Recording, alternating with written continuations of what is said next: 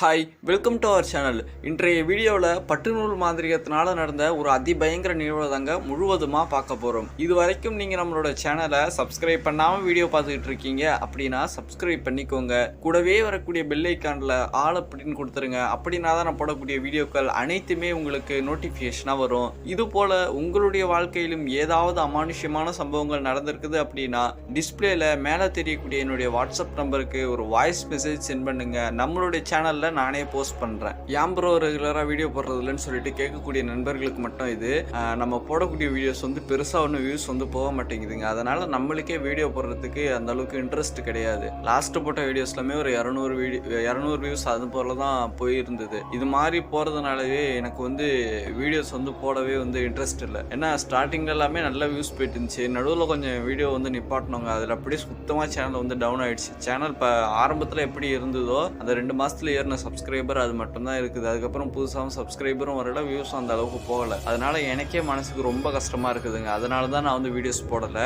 தயவு செய்து நம்மளோட சேனல் வளரணும் அப்படின்னு நீங்க நினைச்சீங்க அப்படின்னா உங்களுடைய ஃப்ரெண்ட்ஸுக்கு ஷேர் பண்ணி நம்மளோட சேனலை சப்ஸ்கிரைப் பண்ணி சப்போர்ட் பண்ண சொல்லுங்க. இப்போ வீடியோக்குள்ள போகலாம்.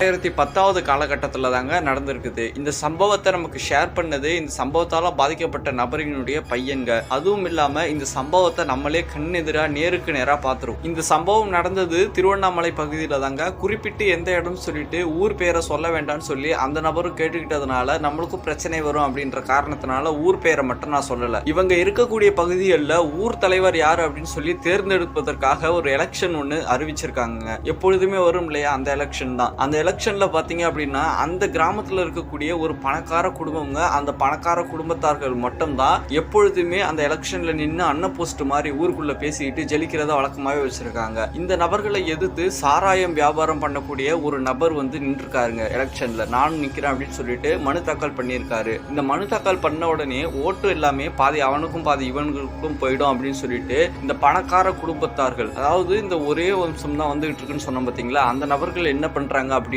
இந்த சாராயம் விற்கக்கூடிய நபர்கிட்டையும் பணம் வந்து நிறைய இருக்குதுங்க. இவரை வந்து நேருக்கு நேரம் நம்ம ஏதாவது செய்யறோம் அப்படின்னும் பொழுது நம்மளுக்கு தான் ஏதாவது பிரச்சனை வரும் அப்படின்னு சொல்லிட்டு என்ன பண்ணலாம்னு சொல்லி யோசிச்சுட்டு இருக்காங்க. இந்த நேரத்துல தான் அவங்க குடும்பத்துல இருக்கக்கூடிய ஒரு தாத்தா என்ன சொல்றாரு அப்படின்னா, இவனை நம்ம நேருக்கு நேராக தான் போயிட்டு ஏதாவது பண்றோம் அப்படின்னும் பொழுதுதான் நம்மளுக்கு மேல வந்து ஏதாவது கேஸ், ஊர் மக்கள் மேல நம்மளுக்கு வந்து ஒரு கெட்ட பேர் வந்து ஏற்படும், இவனை மாந்திரிகத்தின் மூலியமாக வீழ்த்திடலாம் அப்படின்னு சொல்லிட்டு முடிவு பண்றாங்க. இந்த விஷயத்தெல்லாம் கலந்து பேசிட்டு எந்த நபர்கள் கிட்ட போயிட்டு இந்த மாந்திரிக வித்தையை பிரயோகம் பண்ணலாம் அப்படின்னு சொல்லி யோசிக்கும் பொழுதுதான் இந்த தஞ்சாவூர் பக்கத்தால வந்து இந்த பட்டுநூல் மாந்திரிகம் செய்யக்கூடிய நபர்கள் வந்து அதிகமாக இருப்பாங்க. அது எந்த பகுதி அப்படின்னு சொல்லிட்டு நான் குறிப்பிட்டு சொல்லலைங்க. ஏதாவது நமக்கு பிரச்சனைகள் வரலாம் அப்படின்னு சொல்லிட்டு அந்த பகுதி எந்த பகுதின்னு சொல்லி உங்களுக்கு தெரிஞ்சுக்கணும்னு விருப்பம் இருக்குது அப்படின்னா நம்மள வாட்ஸ்அப்ல தொடர்பு கொள்ளுங்க. அப்படி இல்லைன்னா கீழே கமெண்ட் பண்ணுங்க. நான் அதுல வந்து அந்த ஊரினுடைய பெயரை தெரிவிக்கிறேங்க. அப்படி இருக்கக்கூடிய ஒரு நபரை தாங்க தேடி போறாங்க. அந்த நபர் வந்து அந்த காலகட்டத்திலேயே இந்த சிறிய தொகைக்கு எல்லாம் மாந்திரிகம் செய்யக்கூடிய நபர் கிடையாதுங்க. அவர்கிட்ட போகணும் அப்படின்னாலே அதிக கணக்குல தாங்க பணம் வந்து கேட்பாரு. அதே போல இந்த நபரை போயிட்டு அந்த மாந்திரிகரை பார்த்து இவங்க எல்லாத்தையுமே சொல்லிடுறாங்க. சொன்ன உடனே சில பொருட்கள் எல்லாம் கேட்கறாங்க. வழக்கம் போல அவங்களுடைய காலடி மண்ணு, முனி, இந்த வியர்வைப்பட்ட துணி, இது போல விஷயங்கள்லாம் கேட்டு இதை எல்லாமே நீங்க தயார் பண்ணிக்கிட்டு கிட்டத்தட்ட 1 லட்ச ரூபா பணம் ஆகும் அப்படின்னு சொல்லி தான் அனுப்பியிருக்காங்க. இந்த வழக்கமா பிரசிடென்ட் எலெக்ஷன்ல நின்று ஜெயிக்கக்கூடிய குடும்பத்தார்களும் நல்ல பண வசதி படிச்சவங்க தாங்க. ஆனா பணத்தை பத்தி அவங்களுக்கு எந்த ஒரு பிரச்சனையுமே கிடையாது. ஆனா அவருடைய அந்த பொருட்கள் எல்லாம் தயார் பண்ணணும் இல்லையா, அதற்காக தான் என்ன பண்ணலாம் அப்படின்னு சொல்லி யோசிக்கும் பொழுது அந்த சாராயம் விற்கக்கூடிய நபர் கூடவே நல்ல ஒரு ஃப்ரெண்டு மாதிரி ஒருத்தவங்க நல்லா பழகிட்டு இருந்திருக்காங்க. அவங்களுடைய வீட்டுக்கு போறது, தங்குறது, அது போல விஷயத்துல எல்லாம் செஞ்சுட்டு இருக்காரு. அவரை வந்து கிட்டத்தட்ட ஒரு பெரிய தொகையை கொடுத்து அவரை விலைக்கு வாங்குறாங்க. அவரை வாங்கினதுக்கு அப்புறம் அந்த மாந்திரிகன் கேட்ட பொருட்கள் எல்லாம் அந்த நபரை வச்சு இந்த சாராய வியாபாரி பொருள் எல்லாம் எடுத்துட்டு வராங்க. இந்த வியர்வைப்பட்ட துணி, காலடி மண், தலைமுடி, இது போல விஷயங்கள் எல்லாம் எடுத்துட்டு வந்து கொடுத்த உடனே அதை எடுத்துக்கிட்டு திரும்பவும் அந்த பட்டுநூல் மாந்திரிகனை தேடி அந்த குடும்பத்தார்கள் எல்லாமே போறாங்க. போன உடனே அந்த பொருட்கள் எல்லாம் வச்சு பூஜை செய்ய ஆரம்பிக்கிறாருங்க. ஒரு சில பூஜைகள் எல்லாம் செய்த உடனே இப்போதைக்கு முதல்ல 50,000 வச்சிருங்க, அவனுடைய தலை விழுந்ததுக்கு அப்புறம், அதாவது அவன் இறந்ததுக்கு அப்புறம் மீதி பணம் 50,000 ரூபாயை கொடுத்துடணும் அப்படின்னு சொல்லி தாங்க அனுப்பியிருக்காங்க. இவங்களும் சரிதான் அப்படின்னு சொல்லிட்டு போகும்பொழுது 50,000 ரூபாய் பணத்தையும் எடுத்துட்டு போயிருக்காங்க. அந்த பணத்தை எல்லாமே சாமிக்கு முன்னாடி வச்சுட்டு பூஜை செஞ்சதுக்கு அப்புறமேட்டுக்கு ஒரு சில பொருட்களை வாங்கிட்டு வர சொல்றாரு. அது என்ன அப்படின்னா கிட்டத்தட்ட இந்த முழுஷா இருக்கும் பாருங்க கருப்பு நிற கோழி. அந்த கருப்பு நிற கோழி ஒரு கோழி வந்து இந்த கூவாத சேவல் ஒன்று வாங்கிட்டு வாங்க அப்படின்னு சொல்லியிருக்காரு. அது கூட இன்னும் நிறைய பொருட்கள் இந்த குவாட்டர் அது போல விஷயம்லாம் வாங்கிட்டு வர சொல்லியிருக்காரு. இந்த விஷயத்தெல்லாம் வாங்கிட்டு வந்த உடனே அந்த ஒரு சில தகடுகளை எடுத்து எழுத ஆரம்பிக்கிறாருங்க. அந்த தகடுகள்ல இவருடைய போட்டோ, காலடி மண் இது போல எல்லா விஷயங்களையுமே உள்ள வச்சு ஒரு நூல் வச்சு சுத்தி இருக்காரு. அந்த தகட்டுல அந்த பொருட்கள் எல்லாமே வெளியில வர முடியாத அளவுக்கு நூல் வச்சு சுத்தி இருக்காரு. அந்த வாங்கிட்டு வந்த கருப்பு நிற கோழியை கொன்னு அதனுடைய ஆசன வாய் இருக்குது பாத்தீங்களா, அந்த ஆசன வாயில அப்படியே அந்த தகடை வச்சு உள்ள திணிச்சிருக்காருங்க. திணிச்சிட்டு அந்த ஆசன வாயை தச்சு கொடுத்துட்டு மாந்திரிகன் என்ன சொல்றாரு அப்படின்னா, இப்போதைக்கு ரீசெண்டா இறந்து போயிருக்கணும், அந்த நபரை வந்து பிதைச்சிருக்கணும், கர்ம காரியம் வந்து பண்ணியிருக்க கூடாது. அதாவது இந்த கருமாதி சொல்லிடுவாங்க பாத்தீங்களா, அந்த கர்ம காரியம் வந்து செய்திருக்க கூடாது. அந்த நபரினுடைய தலைமாட்டுல இந்த கோழியை எடுத்துட்டு போயிட்டு புதைச்சிருங்க. புதைச்ச உடனே அந்த நபர் வந்து சீக்கிரமா மாரணம் ஆயிடும் அப்படின்னு சொல்லி அனுப்பியிருக்காருங்க. இந்த சாராய வியாபாரி கிட்ட இருந்து பொருள் எல்லாமே தயார் பண்ணி கொடுக்கறதுக்கு ஒரு ஆளை வந்து பிடிச்சிருக்காங்க பாத்தீங்களா, அந்த நபர் தாங்க இந்த சேவலையுமே எடுத்துட்டு போறாரு இந்த குடும்பத்தார்கள் கூட. அந்த நபர் தாங்க கிட்டத்தட்ட புதைச்சி அப்பதான் பால் ஊத்துறதுக்காக அந்த குச்சி வந்து அடிச்சிருக்காங்க அந்த கல்லறையில. அந்த கல்லறையில என்ன பண்றாரு அப்படின்னா, இந்த நபர் தான் வந்து குழி தோண்டி அந்த கோழியை வச்சு உள்ள வச்சு பிதைச்சிடுறாருங்க. இதை பிதைச்ச உடனே அந்த சாராய வியாபாரி இந்த பட்டுநூல் மாந்திரிகர் செய்த விஷயங்கள் எல்லாமே அந்த சாராய வியாபாரியை தாக்க ஆரம்பிக்குதுங்க.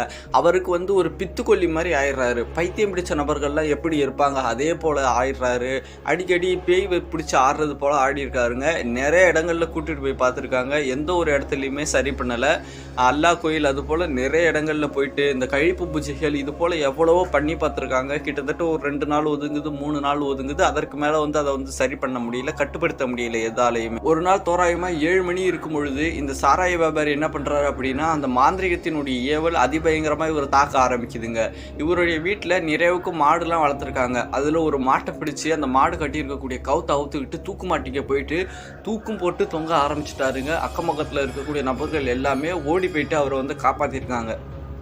காப்பாற்றின உடனே இவரை கூட்டிட்டு வந்து வீட்டில் படுக்க வச்சுட்டு இது வந்து ரொம்ப பயங்கரமாக இருக்குது அப்படின்னு சொல்லிட்டு என்னுடைய குருநாதர் வந்து அந்த காலகட்டத்தில் எல்லாமே அங்கே வந்து இந்த வைத்தியம் வந்து பார்த்துக்கிட்டு இருந்தாருங்க. என்னுடைய குருநாதருடைய பெயரை சொல்லி அவரை வந்து வந்தார் அப்படின்னா எப்படியாவது சரி பண்ணிடுவார் அப்படின்னு சொல்லி தாங்க சொல்லியிருக்காங்க. கிட்டத்தட்ட என்னுடைய குருநாதரை கூப்பிடுறதுக்கு அந்த சாராய வியாபாரி குடும்பத்தில் இருந்து ஒரு 6-7 மணிக்கு மேலே எங்களுடைய குருநாதரை தேடி வராங்க. என்னுடைய குருநாதர்கிட்ட நடந்த எல்லா விஷயங்களையுமே அந்த சாராய வியாபாரி குடும்பத்தார்கள் வந்து சொன்னதுக்கு பிறகு இவரை வந்து வாகனத்துல கூட்டிட்டு வராங்க. கூட்டிட்டு போன உடனே அன்றைய இரவு ஒரு திருநீர் மட்டும் வந்துருச்சு. அந்த சாராய வியாபாரியுடைய நெத்தியில பூசின உடனே அவர் நல்லாவே தூங்கி இருக்காருங்க. அன்னைக்கு எந்த ஒரு பிரச்சனையுமே இல்லை. அடுத்த நாள் என்னுடைய குருநாதர் சொன்னது மேலே அதற்கு வந்து உண்டான பூஜை முறை எல்லாமே செய்து இந்த கலச நீர்லாம் கொண்டுட்டு போயிட்டு அவருடைய வீட்டுல தெளிச்ச உடனே அந்த ஏவல் வந்து அப்படியே திரும்பிடுச்சுங்க. அதாவது அந்த ஏவலை யார் செய்து கொடுத்தாங்களோ அவரை போய் தாக்கலங்க, யார் செய்ய சொன்னாங்க பாத்தீங்களா, அந்த பரம்பரையா ஒரு குடும்பத்தார்கள் வந்து நின்று ஜெயிச்சிட்டு இருக்காங்கன்னு சொன்ன பார்த்தீங்களா, அவங்களுடைய குடும்பத்துல ஒவ்வொருத்தராக மரணம் அடைய ஆரம்பிச்சிருக்காங்க. அதுவும் வந்து துர்மரணம். இவர் தான் வந்து திருப்பினாரு, இவர் திருப்பினதுனால தான் அந்த குடும்பத்தார்கள் எல்லாம் மரணம் அடைஞ்சாங்க அப்படின்னு சொல்லிட்டு ஊர்ல பெரும்பாலும் எல்லாருக்குமே வந்து பரவிடுச்சுங்க. அந்த கோழியை புதைச்சாரு பார்த்தீங்களா, அந்த நபர் மட்டும் என்னுடைய குருநாதர் கிட்ட வந்து இந்த கோழியை நான் தான் புதைச்சேன் 500 ரூபா காசுக்கு ஆசைப்பட்டு என்ன வந்து எப்படியாவது காப்பாத்துங்க அப்படின்னு சொன்ன உடனே அந்த ஒரு நபரை மட்டும் அந்த ஏவல் தாக்காம என்னுடைய குருநாதர் வந்து காப்பாத்தி விட்டாருங்க. இதுல முக்கியமான ஒரு விஷயம் என்ன அப்படின்னா, எல்லாருமே பொதுவாக சொல்லக்கூடியது பட்டுநூல் மாந்திரிகத்தில் ஒரு விஷயத்த செய்துட்டாங்க அப்படின்னா யாராலையுமே திருப்ப முடியாது அப்படின்னு சொல்லுவாங்க. ஆனா அது உண்மை கிடையாதுங்க. ஏன்னா வல்லவனுக்கு வல்லவன் வையகத்துல உண்டு, சரிங்களா. பூட்டுன்னு ஒண்ணு இருக்குது அப்படின்னா சாவின்னு ஒண்ணு அதற்கு ஏதாவது ஒரு இடத்துல இருக்கும். அதே போல நம்மளுக்கு அனுபவம் இருந்தது அப்படின்னா பட்டுநூல் மாந்திரிகம் இல்ல, யார் செய்யக்கூடிய விஷயங்களையுமே நம்ம திருப்பி அனுப்பலாம், திருப்பி எடுக்கலாம், அந்த செய்வினைகள்லாம் எடுக்கலாம். இது எல்லாமே பெரிய விஷயம் கிடையாதுங்க. அந்த காலகட்டத்திலேயே அந்த பட்டுநூல் மாந்திரிகன் கேட்டது கிட்டத்தட்ட 1 லட்சம் ரூபா, 50,000 ரூபா கொடுத்துட்டாங்க. 50,000 ரூபா வந்து தலை விழுந்ததுக்கு அப்புறம் தரேன் அப்படின்னு சொல்லியிருந்தாங்க. ஆனா என்னுடைய குருநாதர் இதை வந்து எவ்வளவு ரூபாயில சரி பண்ணாரு அப்படின்னா கிட்டத்தட்ட ஒரு 5,000 ரூபாயிலே முடிச்சிட்டாரு. இந்த வீடியோ பத்தின உங்களுடைய கமெண்ட்களை கீழே இருக்கக்கூடிய கமெண்ட் பாக்ஸ்ல மறக்காம கமெண்ட் பண்ணிட்டு போயிடுங்க. அப்புறம் இன்னொரு முக்கியமான விஷயம் நான் உங்ககிட்ட கேட்கிறேன், நம்ம வந்து ஃபேஸ் கேம் வச்சு வீடியோ போடலாம் அப்படின்னா அது எப்படி போடணும் அப்படின்னு சொல்லிட்டு எனக்கு வந்து தெரியலங்க. அந்த வீடியோஸ் எடுக்கும் பொழுது இப்ப சிவானனாக இருக்கட்டும், இந்த நிறைய பேர் வந்து இது போல போடுறாங்க ஃபேஸ் கேம் வச்சு, அவங்க எல்லாமே எப்படிதான் எடுக்கிறாங்க அப்படின்னு சொல்லிட்டு எனக்கு தெரியல. அதாவது ஏதாவது ஒரு 20 நிமிஷத்துக்கு ஸ்டோரி இருக்குது அப்படின்னா அதை ஃபர்ஸ்ட் வந்து மனப்பாடம் பண்ணி வச்சுக்கிட்டு அப்படியே வந்து கேமரா முன்னாடி பேசுவாங்களா, அல்லது ஏதாவது ஒரு பேப்பர்ல நோட் பண்ணி வச்சுக்கிட்டு அதை முன்னாடி வச்சுக்கிட்டு அதை பார்த்து அந்த ஸ்டோரியை வந்து சொல்லுவாங்களா அப்படின்னு சொல்லிட்டு எனக்கு எதுவுமே தெரியல. அதனாலதான் என்னால ஃபேஸ் கேம் வந்து போட முடியல. இதை வந்து எப்படி வந்து சொல்லுவாங்க அப்படின்னு சொல்லிட்டு உங்களுக்கு ஏதாவது ஐடியாஸ் இருந்தது அப்படின்னா சொல்லுங்க. அனைவருக்கும் நன்றி, வணக்கம்.